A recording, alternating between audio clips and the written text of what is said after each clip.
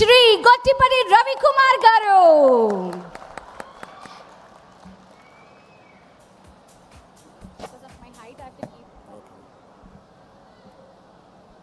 సభాధ్యక్షులు స్థానిక శాసనసభ్యులు జయరాం గారికి, అదేవిధంగా ఈనాటి కార్యక్రమానికి ముఖ్య అతిథులుగా విచ్చేసిన మన విద్యాశాఖ మంత్రివర్యులు యువ నాయకులు మన లోకేష్ బాబు గారికి, అదేవిధంగా రీన్యూ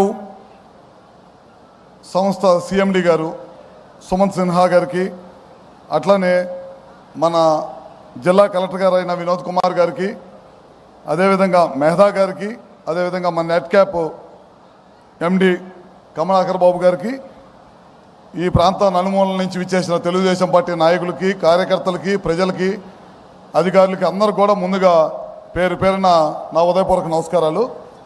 ముఖ్యంగా దాదాపు ఇవాళ మన ప్రాంతంలో దాదాపు 22,000 కోట్ల పెట్టుబడితోటి సోలారు విండే కాకుండా బ్యాటరీ స్టోరేజ్ కూడా ఈ ప్రాంతానికి రావడం జరుగుతుంది అన్నమాట. అది దావోస్లో మన నారా లోకేష్ గారు ప్రభుత్వం అధికారంలోకి వచ్చిన తర్వాత అక్కడికి వెళ్ళినప్పుడు వీళ్ళతో మాట్లాడి ఎట్టి పరిస్థితుల్లో ఈ ప్రాంతంలోకి ఈ పెట్టుబడిని తీసుకురావాలి, ఇక్కడున్న స్థానికంగా ఉన్న యువతకి ఉద్యోగ కల్పన కావాలి, రైతాంగానికి మంచి కౌలు రావాలనే ఉద్దేశంతో ఈ ప్రాజెక్ట్ ఇక్కడ తీసుకురావడం జరిగింది. అదేవిధంగా మన ప్రభుత్వం అధికారంలోకి వచ్చిన తర్వాత గాంధీనగర్లో ప్రధానమంత్రి గారి అధ్యక్షన ఒక మీటింగ్ జరిగితే చంద్రబాబు నాయుడు గారు అక్కడికి వెళ్ళినప్పుడు దాదాపు 7-8 మంది రాష్ట్రాలకు సంబంధించిన ముఖ్యమంత్రులు కానీ మిగతా వాళ్ళు కానీ చాలా పెద్ద ఎత్తున అక్కడికి రావడం జరిగింది. ఒక్క చంద్రబాబు నాయుడు గారే అక్కడ నిలబడి పవర్ పాయింట్ ప్రజెంటేషన్ ఇచ్చిన ముఖ్యమంత్రి ఈ దేశంలో ఎవరైనా ఉన్నారంటే అది చంద్రబాబు నాయుడు గారు అని చెప్పడంలో ఏమాత్రం కూడా సందేహం లేదని చెప్తా ఉన్నాను.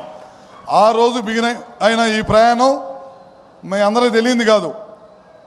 మనం రాష్ట్ర విభజన అయిన తర్వాత తెలుగుదేశం పార్టీ అధికారంకి వచ్చిన తర్వాత 7,000 మెగావాట్లు సోలార్ విద్యుత్తుని, విన్నుని ఈ ప్రాంతానికి తీసుకొచ్చాం. రాయలసీమ ప్రాంతంలో మనం పెట్టాం. తర్వాత మన ప్రభుత్వం అధికారం కోల్పోయిన తర్వాత ఈ ప్రాంతంలో పుట్టాను, నేను రాయలసీమ వాసిని అని గొప్పగా చెప్పుకునే ముఖ్యమంత్రి ఈ ప్రాంతంలో ఒక్క మెగావాట్ కూడా తీసుకురాలేదంటే అది సిగ్గుపడాల్సిన విషయం అని చెప్పి కూడా చెప్తా ఉన్నాను. మళ్ళీ మన ప్రభుత్వం అధికారంలోకి వచ్చిన తర్వాత ఖచ్చితంగా రాయలసీమ ప్రాంతం సోలార్ విండ్కు ఈ ప్రాంతంలో అనువైన ప్రదేశం తప్పకుండా తీసుకురావాలి ఇక్కడ అనే ఉద్దేశంతో ఇవాళ ఉద్యోగం ఇవ్వాలి, ఈ ప్రాంత ప్రజలకు ఉద్యోగాల అవకాశం కల్పించాలి, ఈ ప్రాంతం మంచి ప్రదేశం, చాలా పెద్ద ఎత్తున అవకాశాలు ఉన్నాయి అని చెప్పి ఉద్దేశంతో ఇవాళ ఈ ప్రాంతంలో ఈ ప్రాజెక్ట్ తీసుకురావడం జరిగింది. ఇందాక చూసి ఉంటారు మీరు, ఇందాక టీవీలో ప్లే చేసినప్పుడు ప్రధానమంత్రి గారు మాట్లాడారు. దాదాపు 500 గిగావాట్లు మన భారతదేశంలో తీసుకురావాలంటే ఆ రోజు చంద్రబాబు నాయుడు గారు చెప్పారు 100 గిగావాట్ల పైన మన ఆంధ్ర రాష్ట్రంలో తీసుకొస్తాం. రాయలసీమ, ప్రకాశం జిల్లాల ప్రాంతం అనువైన ప్రదేశం, ఆ ప్రాంతాల్లో తప్పకుండా తీసుకొస్తాం అని చెప్పి తీసుకురావడమే కాకుండా చాలా పెద్ద ఎత్తున ఈ పాటికే ఇప్పుడు రెన్యూ ఎనర్జీ వాళ్ళు 22,000 కోట్లు పెట్టుబడి పెడుతుంటే మొన్న మధ్య లోకేష్ గారి దగ్గర ఇంటికి వచ్చి టాటా పవర్ కూడా 7,000 మెగావాట్లు పెట్టుబడి పెడతామని చెప్పి తీసుకొచ్చి దాదాపు 50,000 కోట్ల రూపాయలు పెట్టుబడి తీసుకొచ్చారన్నమాట.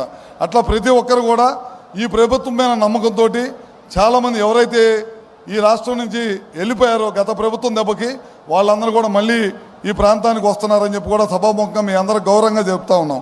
అదే కాకుండా ఈ ప్రభుత్వం అధికారంలోకి వచ్చి 11 మాసాలు అయింది. చాలామంది మనందరికీ తెలుసు ఏం చేశామో ఈ 11 నెలల్లో మీ అందరికీ తెలియదు కాదు. దాదాపు పెన్షన్లు ఇస్తున్నాం, దాదాపు 4,000 పెన్షన్లు, 4,000 ఇస్తున్నాం, 6,000 ఇస్తున్నాం, కొంతమంది 15,000 రూపాయలు పెన్షన్ ఇస్తున్నాం, కొంతమంది 10,000 రూపాయలు పెన్షన్ ఇస్తున్నాం. నాకు తెలిసి భారతదేశంలో ఏ రాష్ట్ర ప్రభుత్వం ఇవ్వలేని పెన్షన్స్ ఒక్క ఆంధ్ర రాష్ట్రంలో కూటమి ప్రభుత్వం నారా చంద్రబాబు గారి నాయకత్వంలో మాత్రమే ఇస్తామని చెప్పి కూడా సగౌరవంగా మీ అందరికీ తెలియజేస్తూ ఉన్నాం. అదే కాకుండా మనం ఇవాళ ఇండస్ట్రీస్ తీసుకొస్తున్నాం. లోకేష్ గారు ఒకటే పెట్టుకున్నారు, మనం పాదయాత్ర చేసేటప్పుడు చాలామంది యువతులు అందరూ కూడా వచ్చి అన్న మేము చదువుకున్నాం, మాకు ఉద్యోగ అవకాశాలు కావాలి, మేము ఉద్యోగాల కోసం బయట రాష్ట్రాలు పోతుంటే చిన్న చూపు చూస్తున్నారు, మేము పక్కన ఉన్న బెంగళూరు, మెడ్రాసు లేకపోతే హైదరాబాద్ వెళ్ళాల్సి వస్తుంది, మన రాష్ట్రంలో ఉద్యోగ కల్పన తీసుకురావాలని చాలామంది కోరారు. అందుకని రెన్యూబుల్ ఎనర్జీ కానీ అదేవిధంగా ఐటీలో కానీ మొన్న ఈ మధ్య మనం చూస్తూ ఉన్నాం వైజాగ్లో టాటా టాటా వాళ్ళని తీసుకొని రావడం జరిగిందనమాట. అట్లా ప్రతి చాట కూడా ఎవరో ఒకరిని తీసుకొని వచ్చి ఉద్యోగ కల్పన చేయాలనే ఉద్దేశంతో 20 లక్షల ఉద్యోగాలు కల్పన చేయాలనే ఉద్దేశంతో వాళ్ళు ఈ కార్యక్రమాలన్నీ చేస్తున్నాం అని చెప్పి కూడా మీ అందరికీ తెలియజేసుకుంటూ, రాబోయే రోజుల్లో కూడా ఏ విశ్వాసంతో ఈ కుటుంబ ప్రభుత్వానికి ఇంత పెద్ద ఎత్తున మెజార్టీ ఇచ్చారో ఆ విశ్వాసాన్ని ఏమాత్రం కూడా సన్నగిల్లకుండా చాలా పెద్ద ఎత్తున పనులన్నీ కూడా చేస్తామని చెప్పి కూడా మరొకసారి సభాముఖంగా తెలియజేసుకుంటూ, ముఖ్యంగా నారా లోకేష్ గారు అధికారం చేపట్టిన తర్వాత నుంచి ఒకటి దృష్టిలో పెట్టుకున్నాను, మనం ఉద్యోగాలు కల్పించాలి. కష్టపడి తల్లిదండ్రులు వ్యవసాయం చేసి పిల్లల్ని చదివించుకుంటా ఉన్నారు, ఒక పూట తినక పిల్లల్ని చదివిస్తూ ఉన్నారు. మనం ఉద్యోగ అవకాశాలు తప్పకుండా కలిగిస్తారనే ఉద్దేశంతో వాళ్ళు ఈ కార్యక్రమం తీసుకొస్తా ఉన్నాం. మీరు చూసి ఉంటారు, మొన్న ఈ మధ్య ఈ ప్రోగ్రాం ముందు చాలా పెద్ద ఎత్తున ప్రకాశం జిల్లాలో రిలయన్స్ వాళ్ళని తీసుకొచ్చాం. దాదాపు 500 ప్లాంట్లు పెడతా ఉన్నారు, గ్యాస్ సిబిజీ గ్యాస్ ప్లాంట్లు. దాని ద్వారా కూడా ఒక ప్లాంట్కి వచ్చేతలకి దాదాపు 500 మంది పైచీలకు డైరెక్ట్గా కానీ ఇండైరెక్ట్గా ఉద్యోగాలు తీసుకొచ్చే కార్యక్రమం తీసుకొచ్చాం అనమాట. ఇట్లా ఎక్కడ చూసినా సరే మనం ఇండస్ట్రీ తీసుకురావాలి, రైతాంగంతో పాటు రైతులతో వ్యవసాయంతో పాటు ఉద్యోగ కల్పన, పిల్లలు ఉద్యోగాలు ఇస్తే కనుక ఏమాత్రం కూడా ఇబ్బంది లేకుండా రైతుల్లో మనోధైర్యం వచ్చేది, వాళ్ళ పిల్లలు ఉద్యోగాలు చేస్తా మంచి జీవితం కొనసాగిస్తుంటే అనే ఉద్దేశంతో ఈ ప్రభుత్వం ఈ కార్యక్రమం చేస్తుంది. తప్పకుండా ఈ కార్యక్రమం సంక్షేమాన్ని అదేవిధంగా అభివృద్ధిని రెండు పాదాలు మేము చేస్తాం. చూస్తూ ఉన్నారు, గతం 5 సంవత్సరాలు ఒక్క రోడ్డు కూడా ఇలా. మన ప్రభుత్వం అధికారంలోకి వచ్చిన తర్వాత ఇప్పుడు 800 కోట్ల రూపాయలు రోడ్లు ఖర్చు పెట్టాం, మళ్ళీ కూడా చేస్తాం. మళ్ళీ కూడా ఇంకా 600 కోట్ల రూపాయలతో రోడ్లు పిలిచారు. అదేవిధంగా గ్యాస్ ఇస్తూ ఉన్నాం. రేపు రాబోయే రోజుల్లో పిల్లలు చదువుకోవడానికి ఖచ్చితంగా మళ్ళీ ఆ రోజు ముఖ్యమంత్రి గారు ఏదైతే చెప్పారో ఇంటికి ఒక పిల్లాడికి ప్రతి పిల్లాడికి కూడా 15,000 ఇస్తూ ఉన్నారు, అది తప్పకుండా చేస్తాం. రైతులకు కూడా ఏదైతే మాట ఇచ్చారో అవన్నీ కూడా తప్పకుండా చేస్తామని చెప్పి కూడా సభాముఖంగా ఈ ప్రభుత్వం కట్టుబడి ఉంటుందని కూడా సభాముఖంగా మీ అందరికీ తెలియజేసుకుంటూ, అదేవిధంగా రెన్యూ కంపెనీ వాళ్ళు ఇక్కడికి వచ్చి చాలా పెద్ద ఎత్తున పెట్టుబడిని పెడుతున్నందుకు వాళ్ళ కంపెనీకి కూడా పేరున అభినందన తెలియజేసుకుంటూ, ఈ MOU చేసుకోవడమే కాదు, తొందరలో ఈ ప్లాంట్ ఇక్కడ తీసుకొచ్చి ఇక్కడ ఈ ప్రాంత ప్రజలకు ఉపయోగపడే విధంగా చేయాలని చెప్పి కూడా ఉపయోగపడేటట్టు చేయాలి. ఈ చుట్టుపక్కల ఉన్న గ్రామస్తులకు ఉద్యోగ అవకాశాలు కల్పించాలని చెప్పి కూడా మరొకసారి కోరుకుంటూ, ఈ అవకాశం ఇచ్చిన అందరూ కూడా మరొకసారి పేరున నమస్కారాలు తెలియజేసుకుంటూ సెలవు తీసుకుంటా ఉన్నా. Thank you very much sir.